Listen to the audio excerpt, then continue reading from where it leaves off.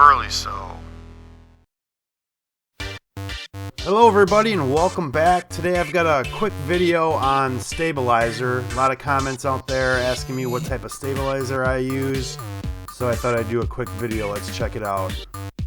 Hello everybody and welcome to Burleyso. I'm your host Purified, and today we're going to take a look at stabilizer. I get a lot of questions. What type of stabilizer do I use? So I'm going to show you a little graphic here. This is what I bought a year ago off of Amazon for just a little under $9. 100 sheets, 8x8, medium tearaway stabilizer. This stuff has worked great for me. I am just about out. I was a little surprised when it came. It came in this plastic little, UPS envelope, and there was just 100 8x8 squares of medium tearaway stabilizer, and I'm down to 3 now. No complaints whatsoever. I was out, so I thought I'd try something a little different, and I went to my local fabric store, and for roughly the same price I got this Pellon.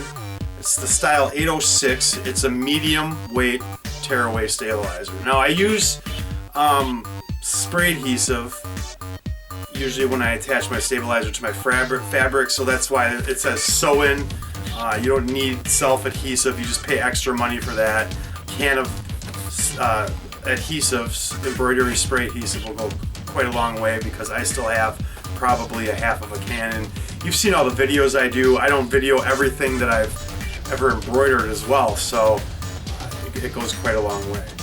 A few advantages and disadvantages of the two are, this is in a roll, so it's going to be a little bit harder to work with. And the funny thing is as I was shooting this video, a friend of mine was over and he pointed out that, yeah, it might be a little harder to work with because it's rolled up. I haven't worked with this yet, but I can see that being an issue, because when you get it out of here, it's curled. I guess you would have to take it to the ironing board and possibly iron it up. If you had a small enough piece, maybe it wouldn't be that big of a deal, but that's one thing to consider, maybe an extra step of ironing, whereas this is a little bit flatter, or it is obviously very flat, so you can work with it right away.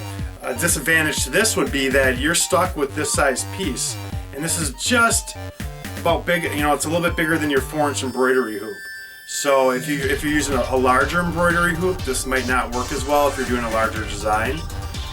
If you're using the 4-inch hoop, you may not need as much, so then there's waste. You can always move it over after you pull it off and try to reutilize another area of it. But with the roll-up, you could just cut out whatever size you needed to fit in your hoop and maybe conserve a little bit of your stabilizer. Now at $9 for my use a year, is it really worth worrying about those little things? Probably not. But if you're doing high volume work, going to retail and buying something like this or that, you really have to do the kind of the cost-effective approach to that. So that's just a couple things I wanted to point out.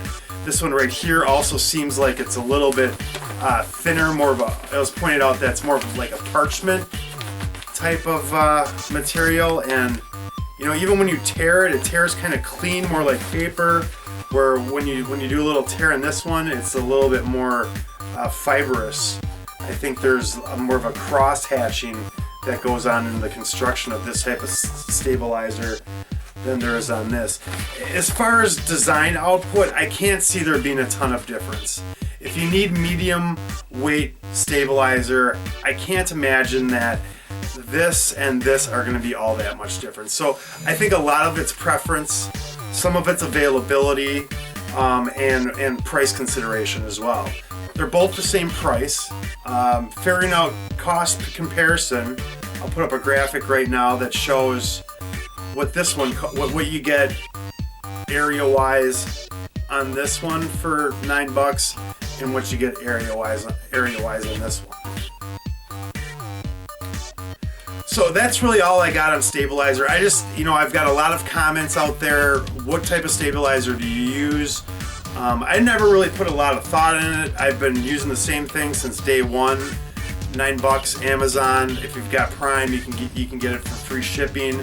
I really don't think that there's a huge difference. Now, there is a big difference if you're using very lightweight materials or terry cloths and things like that, and maybe we can get into that into another video.